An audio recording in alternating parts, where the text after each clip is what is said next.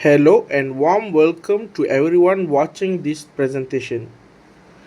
Today I will be taking you through an experiment on the physical properties of mineral identification. Before that, let me introduce me and my group member. My name is SHIVANESH and my group member name is Ukail. Before we begin the practical session, our lecturer gave us a briefing on the objective and procedures of the experiment. This included a step-by-step explanation of the tests we would perform and the importance of safety during the lab work. The main objective of this experiment is to identify an unknown mineral sample using several physical property tests including color, streak, luster, fracture, hardness, and a reaction with acid hydrochloric. After the briefing, we make sure that all the personal protective equipment, or known as PPE, was worn properly. That includes wearing a lab coat and closed-toe shoes to ensure safety in the lab environment.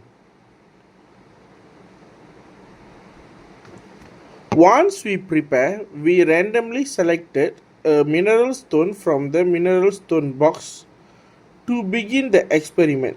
This mineral I picked was interesting in appearance and I was excited to begin testing.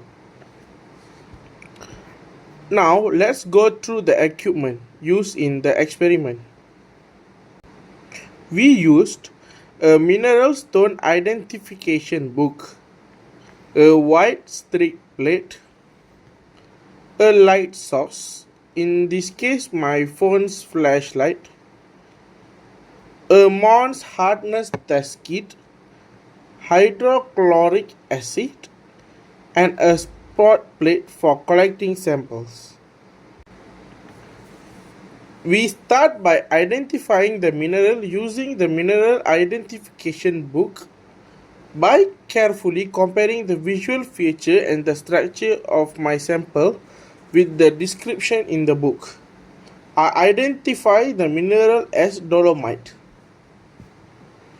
Now let's begin with the physical property test. The first test is color test. This test helps us observe the visible color of the mineral, which can sometimes be a clue to its identity. Upon examination, my sample show a moderate orange-pink color. While color can be varied in minerals, this shade is quite typical for dolomite. Next is a streak test. This test determines the color of the mineral in powder form. To perform it, I gently rub the sample on a white streak plate. The result is non-visible streak appear. This usually means the mineral is hard and doesn't easily leave a powder behind. Now we move on the luster test. Luster describes how the mineral reflects lights. Using my phone's flashlight, I examined the surface of the stone. The surface reflected light well and appears shiny, which tells us that the mineral has metallic luster. Next is the fracture or cleavage test. This test shows how the mineral breaks. If it breaks along flat surfaces, it's cleavage. If it breaks unevenly, it's fracture. Looking close at the sample, I saw rough, irregular surface which indicates the mineral breaks by fracture. Then we perform the hardness test using the Mohs hardness test kit. I started with the lowest hardness pen and gradually worked up.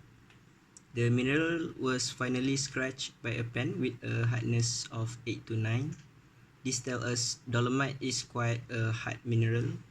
I used the hardness pen to chip off a small sample and collected it into the spot plate for the final test.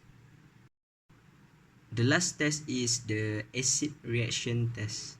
This test checks if the mineral contains carbonate which react with hydrochloric acid.